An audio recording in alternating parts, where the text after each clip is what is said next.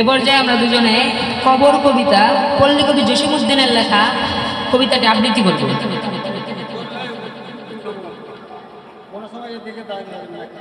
দাদু, এইখানে তো অনেক কবর, কিন্তু এখানে আমার দাদির কবরটা কোথায়? ওইখানে তোর দাদির কবর, ওই ডালিম গাছের তলে। 30 বছর ভিজায় রেখেছি দুই নয়নের জলে।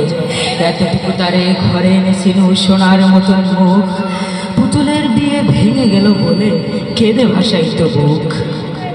এখানে ওখানে ঘুরিয়া ফিরিতে হোক ভেবে হইতাম সারা সারা বাড়ি ভরি, এত সোনা মোর সরাইয়া গেল কারা।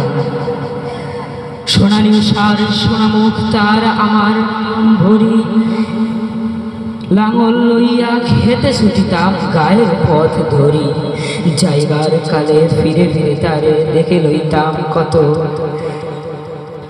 এ কথা লইয়া ভাবিসাব মোরে তামাশা করিত কত। এমনই করিয়া জানি না কখন জীবনের সাথে মিশে ছোটখাটো তার হাসি ব্যথা মাঝে হারা হয়ে গেল দিশে। বাপের বাড়ি যাইবার কালে কহিত ধরিয়া পা, আমারে দেখিতে যাইও কিন্তু উজান তুলির গা। শাকলার হাটে তরমুজ বেচি 6 পয়সা করি দেরি, পুতির মালার একসরা নিতে হতো না কখনো দেরি। 1.5 পয়সার তামাক এবং মাজন লইয়া ঘাটে সন্ধ্যাবেলায় ছুটে যাইতাম শ্বশুর বাড়ির বাটে। হেসো না হেসো না শোনো দাদু, সেই তামাক মাজন পেয়ে দাদি যে তোমার কত খুশি হতো।